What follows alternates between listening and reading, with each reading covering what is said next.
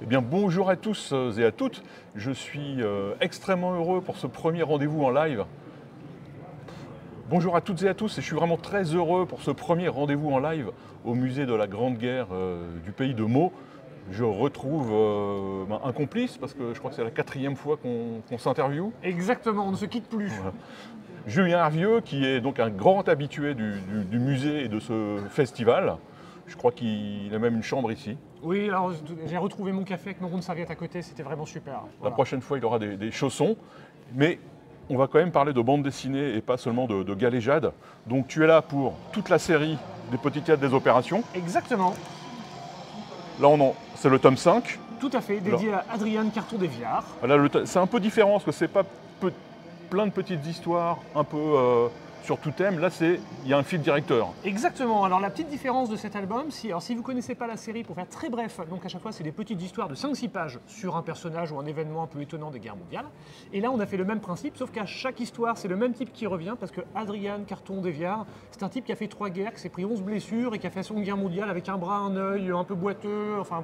Et malgré tout, il pétait encore des gueules. Donc on s'est dit, il mérite quand même son album avec toutes les histoires sur comment il perd son œil, comment il s'écrase en avion, comment il survit encore à tout ça. Bref, plein de choses à raconter. Alors tu fais beaucoup de héros français, mais là c'est un héros anglo-belge, on va dire. C'est le plus belge des héros anglais, puisqu'il est belge de naissance et qu'il a servi comme général dans l'armée anglaise. Mais comme il l'a très bien dit, c'est juste parce que c'était le bureau de recrutement le plus proche.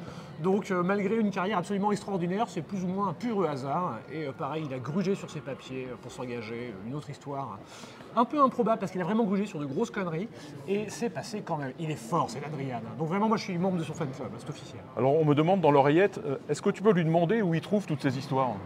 Alors, pour ce genre d'histoire, parce que c'est une question qui revient souvent, où trouver des petites histoires oubliées? Alors il y a 2 choses. La première, c'est moi je vais chercher dans des ouvrages d'historiens très sérieux, des gens bien plus intelligents que moi, ce qui est assez facile à trouver. Des gros livres, des gros livres. Des gros livres où il n'y a pas d'image. C'est dur. Pour faire un certain nombre de pages, et puis des fois au détour d'une page, on tombe sur un nom, du genre ah c'était dur telle période, heureusement que le capitaine machin nous faisait rire avec ses... Et là, on se dit qui est le capitaine machin, qu'est-ce qu'il faisait exactement? Et on tire un fil, on va en chercher des archives, et parfois on tombe sur une histoire qui vaut le coup d'être mise en BD.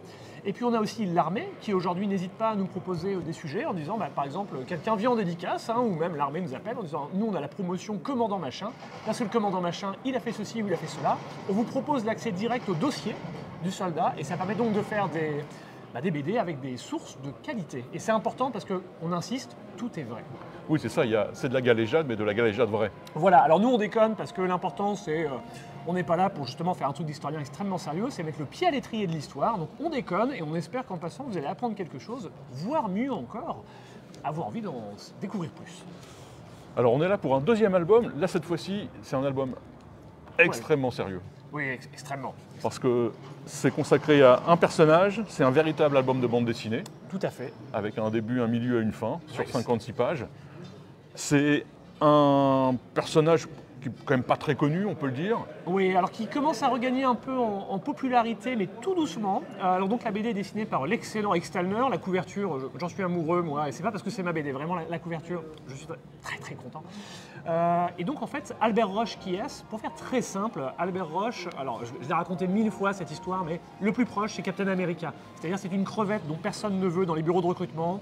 Il y va, il se présente, on n'en veut pas, il insiste, il fait tous les bureaux, on finit par le prendre. Il est nul. Voilà.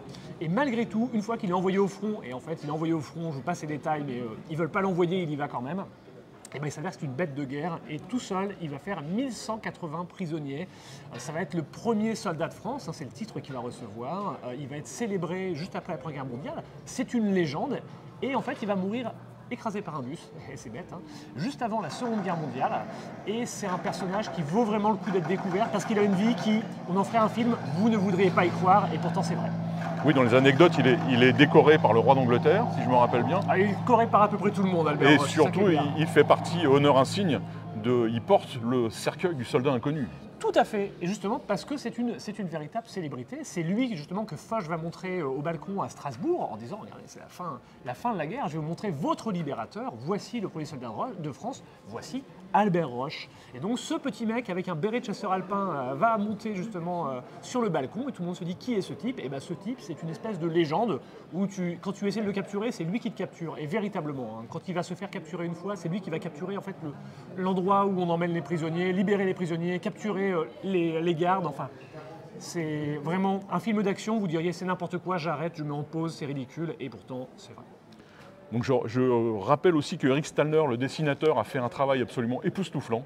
Le dessin est sublime, donc il faut se ruer dessus. Donc Albert Roche, c'est publié par les éditions Grand Angle, et évidemment, le Petit Théâtre des Opérations, c'est publié par tes collègues de Chez Fluide Fluide Glacial. Glacial. L'un pour les histoires où on déconne beaucoup, l'autre pour les histoires où on est un poil plus sérieux. J'en profite juste pour glisser que Eric Stallner, sachez-le, alors c'est pour vous dire à quel point c'est dessiné avec passion, c'est quelqu'un qui a dit « Est-ce que je peux faire plus de pages que ce qu'on a signé ?» Parce que vraiment, j'ai envie de m'étaler, parce que je veux vraiment raconter son histoire, faire des grands plans, montrer les tranchées, la vie de tranchée. Il n'y a pas beaucoup de gens qui font ça, il l'a fait, et rien que pour ça, je tenais à le souligner, c'est vraiment un type super. Eh ben, donc, on vous attend tous au musée de la Grande Guerre du Pays de Meaux pour découvrir ces albums, les autres, et surtout tailler une petite bavette avec Julien. À votre disposition, j'ai mes tampons, le dessinateur n'est pas forcément là, mais je peux faire des jolies dédicaces quand même, parce que quand le scénariste dessine, c'est dramatique. Donc en tout cas, je vous dis à tout à l'heure avec grand plaisir, et merci de nous avoir regardés.